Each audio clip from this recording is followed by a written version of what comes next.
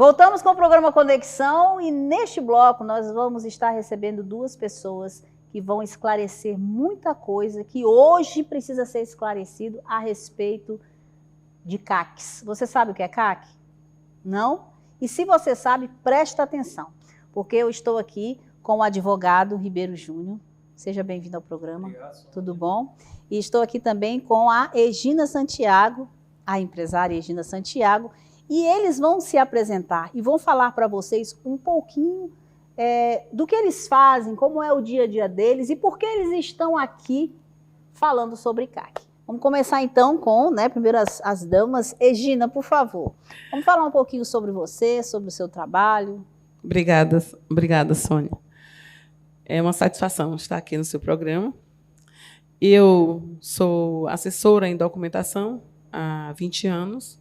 Trabalho nesse ramo de atividades com produtos controlados, onde engloba os atiradores, colecionadores e caçadores. Também lojas e clubes de tiros, que é Quando nós falamos de tiro, nós falamos de armas, isso gera muito um preconceito. Uhum. Mas hoje, se você for buscar na história, o tiro, ele trouxe medalha olímpica para o Brasil. E uma história muito bonita do Guilherme Paraense, onde ele teve o equipamento dele extraviado e ele atirou com uma arma emprestada e trouxe a medalha para o Brasil. Então, é um esporte olímpico. Quando a gente fala do tiro esportivo, da prática esportiva, nós estamos falando de modalidades olímpicas. E tem outras modalidades, mas quando se fala de CAC, nós estamos falando de 3 atividades, que é o colecionador, atirador e caçador. Eu posso ser só atirador, que praticar normal em clubes de tiro, em locais autorizados pelo Exército. E eu posso ser também o colecionador, que aí tem as armas apropriadas para a coleção, e a atividade de caçador, onde no Ceará, por exemplo, a caça não existe. Mas existe em alguns estados que é a caça predatória, onde você pode caçar o javali, tem o período da caça, assim como no período quando se fala de pesca, tem o período da lagosta, enfim. Então, essas atividades, cada um tem seus critérios. Então, o seu trabalho é monitorar, controlar, supervisionar, ou você fiscaliza? Na verdade, nós somos fiscalizadores auxiliares do Exército, dessas atividades. Por quê? Todas as pessoas que querem ser atiradores, eles passam por um clube de tiro. E a porta de entrada é o curso básico, que é a partir dali que ele decide se ele quer ficar praticando ou se ele quer adquirir uma arma apenas para defesa pessoal, para ter no seu estabelecimento ou na sua residência. Então, o curso básico é a porta de entrada. Ele vai fazer um curso um dia todinho e, a partir dali, ele decide, eu quero ser atirador. Então, tem outros procedimentos, que é a avaliação psicológica, que reprova, que é o teste de tiro, que também reprova. São muitos critérios, além da documentação exigida. Comprovante de endereço de 5 anos. Então, não é fácil você chegar e dizer assim, eu quero tirar um CR, eu quero comprar uma arma. Normalmente, as pessoas, quando se fala em arma, tem aquele medo, aquele preconceito, mas assim, o trabalho, o processo para se regulamentar uma arma é muito complexo. Então, não é para qualquer um. Exatamente. Já a gente vai falar um pouquinho mais sobre isso. Mas agora vamos aí à apresentação aí do doutor Ribeiro Júnior. Pronto. Seja bem-vindo ao programa. Obrigado. Vamos falar um pouquinho sobre a sua atividade. Você atua nessa área de CACs também? Como é que é? Não, na realidade, eu estou sendo um aluno aqui da Egina Santiago. É né? mesmo? Ela é que domina a matéria por completo e tudo, sabe os caminhos, a entrada, a porta de entrada e saída. Então, isso aqui eu estou sendo um grande aluno dela, né? Mas nós vamos falar sobre leis relacionadas aos CACs, né? Sim. Porque, não sei, acho que tem muita coisa, né, que a gente acaba percebendo que a lei está sendo um pouquinho, fora, está saindo um pouquinho da curva em relação a algumas coisas, né? Inclusive em relação a CACs. Eu estou falando Brasil. Mas aí vamos falar então sobre CACs. A primeira coisa, você já explicou o que é ser CAC, né? A gente fala ter CAC ou ser CAC. O que é ser CAC?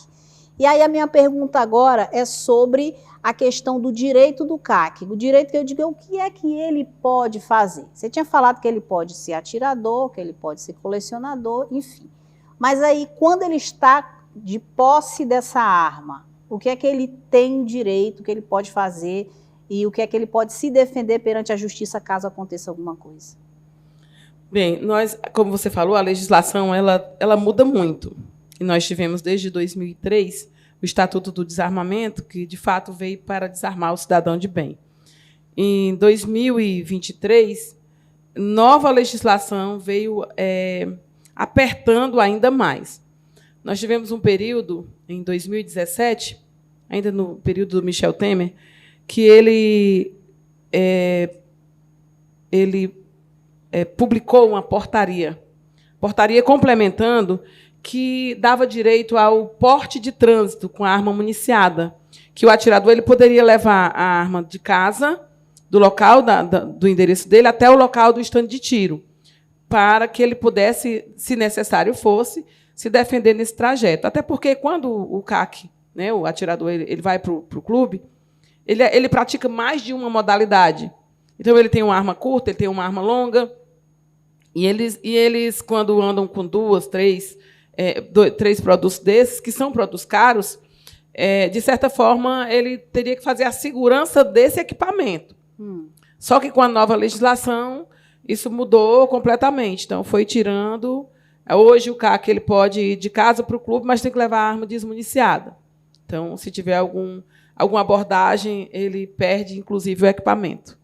Hoje, a gente tem essa dificuldade com os atletas e até um pouco de restrição ao ponto das pessoas irem e não quererem levar seu equipamento, com medo de serem abordados, porque nosso Estado está passando por uma situação bem complexa. Então, eles preferem ir e atirar com a arma do clube, da entidade, ao ter que levar o seu equipamento para não correr o risco de perdê-lo no meio do caminho. E se você perder, ainda corre o risco de acontecer alguma coisa e a pessoa ser acusada porque ela tem o registro daquela arma, não é isso? Exatamente. Ele vai ser investigado por que ele não cuidou do equipamento. Então, ele vai responder administrativamente, ele tem o CR muitas vezes suspenso ou cancelado porque ele não zelou pelo cuidado do equipamento.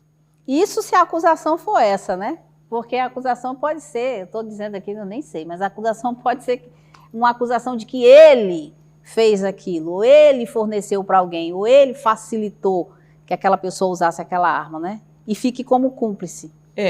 Hoje a gente tem um cuidado todo especial em relação a isso.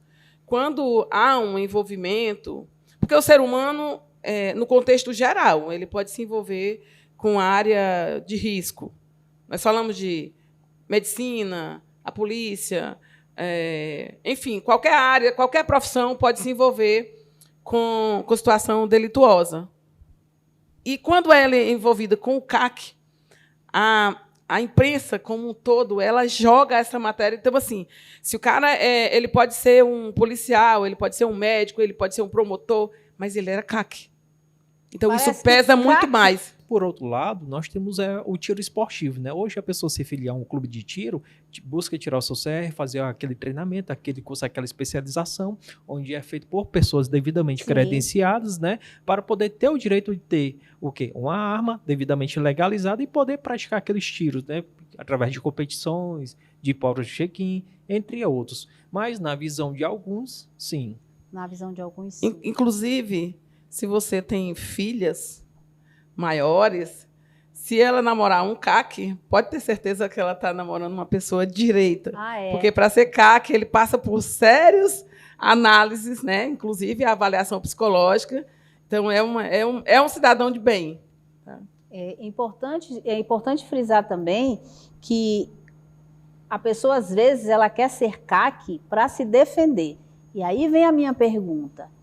Ela pode se defender? Se entrar uma pessoa dentro da minha casa, eu sou CAC, eu posso atirar nessa pessoa? Que eu sei que no treinamento para CAC você não pode, você é treinado para não matar, você é treinado para atirar para a pessoa deixar de estar sendo uma ameaça para você. Eu estou errado ou é isso mesmo? É que nós temos duas situações. Nós temos a prática esportiva, onde você treina e você vai adquirir um equipamento para praticar o tiro esportivo.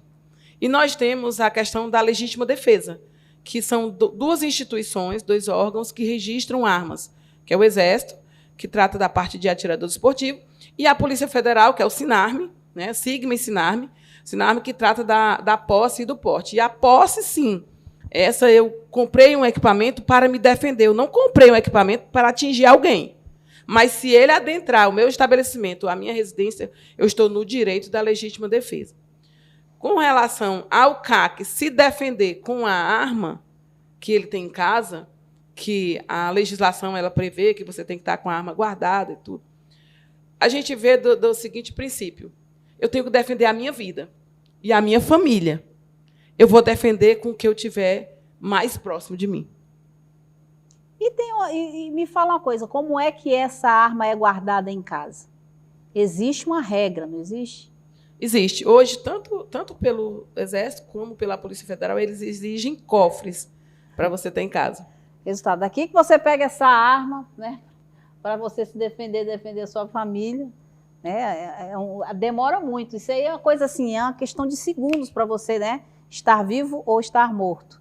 E aí você precisa de um cofre, aí na hora esquece, não sabe onde está a chave do cofre, imagina aí a confusão. E ainda tem que botar a bala, porque tem que estar guardado sem munição, não é isso? Pois é. Mas aí é que está a questão. Nós estamos aqui falando sobre CACs. Agora vamos falar um pouquinho sobre a lei, né? Mesmo que a gente tenha o direito de se defender. Quando a gente chega na hora H que a gente faz isso, que a gente se defende, é outra história, né? Quando você chega lá para você explicar e aí já muda completamente o cenário. O que é que a pessoa tem que fazer? Quem está passando por esse tipo de situação, o que é que ela tem que fazer para se defender juridicamente? Pronto, Sônia. Dependendo da situação, o que é que pode acontecer? Primeiramente, a pessoa, por exemplo, se invadiu a sua casa e você utilizou aquele meio necessário, não tinha outra forma de repelir injusta invasão ou agressão, dependendo da situação, você vai repor aquela situação à autoridade, que é na pessoa do delegado, e vai explicar aquela situação, certo? E o delegado, na maioria das vezes, ele pode lhe indiciar ou então lhe escutar através de portaria do inquérito policial e remeter os autos ao Ministério Público. E daí em diante ele vai dizer, vai fazer a devida apuração se vai lhe indiciar ou não. Mas existem os meios legais, que é através de onde você vai promover a sua defesa posteriormente, e isso vai ser passo a passo através da legislação, do que a lei vai poder lhe dizer ou não. E quando a pessoa passa por esse tipo de situação, vai acontecer todo esse processo. Quanto tempo mais ou menos demora isso? Tem um tempo específico ou não? Vai depender da forma como a justiça está vendo aquela situação. Exatamente. Como funciona? Processualmente, a gente não dá prazo, porque isso depende da marcha processual de cada unidade. Recentemente, há uns 2 anos atrás, teve um caso aqui que um CAC, né, atirador esportivo, todo devidamente regulamentado, teve a sua casa invadida por 3 indivíduos, né, e ele espontaneamente conseguiu entrar em luta corporal, tomou a arma e abateu dois indivíduos dentro da sua residência. Com a arma e o terceiro do bandido. Ele foi conduzido até a delegacia e, diante desse fato, o delegado entendeu que foi legítima defesa, não indiciou ele e deu prosseguimento às ações em busca de identificar o terceiro, né, que se evadiu. Porém, com ele, o delegado não indiciou, pediu a própria absolvição dele, entendeu que foi legítima defesa e, assim por diante, prosseguiu o processo. Agora, como se dá a indiciamento ou não, vai depender muito do entendimento jurídico do delegado. Tem acontecido muito caso assim, aqui no Ceará? De CACs que, de repente, respondem por algum tipo de... Nós tivemos um caso, já tem, eu acho que uns 5 anos. Ele era atirador esportivo, praticante, atuante, e também tinha a sua arma para defesa do estabelecimento comercial. E ele percebeu que ia ser assaltado, porque ele já tinha sido assaltado outras vezes, e ele percebeu, recuou, e ele derrubou o agressor, né, o primeiro. Derrubou, aí ele atirou no indivíduo. O outro correu, mas assim, o que transformaram a vida desse rapaz, o que a polícia, como chega tantas viaturas, quando chega a imprensa. Então, assim, ele tinha outras armas, espingarda 12, que para a mídia se trata de um grosso calibre, mas a espingarda 12 é arma de tiro ao prato. E transformaram a vida dele assim, foi jogada aos 4 cantos do Ceará. E ele, inclusive, ele já estava com um processo de porte de arma protocolado e mesmo assim ele teve o processo dele negado, com ameaça real, né? Porque se ele atingiu um indivíduo, ele ficou marcado. Então, assim, acaba que... É verdade, viu? Isso aí é verdade. E expuseram muito a vida dele. Recolheram os equipamentos dele, fizeram ele abrir o cofre para levar as armas e munições, expuseram. Então, assim, muitas vezes isso prejudica muito o atleta. E ele até se afastou um pouco do clube. E a integridade também, né? Da pessoa, a família fica psicologicamente também. A família fica visada. É um risco. Então, quando você tem um equipamento desse, tem uma arma que ela não... você acaba tendo que utilizá-la, você compra, é como se fosse um plano de saúde, é como se fosse um seguro de carro, é para você não usar. Porque você sabe que se usar tem as consequências e a legislação é muito dura em relação ao armamento para o cidadão de bem. Tá? Para o cidadão. Tanto que quem tem porte de armas, que hoje é praticamente impossível em nosso estado, quem tem porte de arma, eles ficam muito mais condicionados. Então, às vezes... não vou sair de casa, eu não vou passar por essa rua, que eu sei que ela é arriscada, porque sabe que, se fizer uso desse equipamento, ele vai ser prejudicado. Você falou em porte de arma e falamos em porte e posse de arma, né? Vamos saber a diferença e em que momento e quem pode, né, ter a posse e ter o porte. Mas, agora não. Só depois do nosso intervalo. Eu volto já já, não sai daí.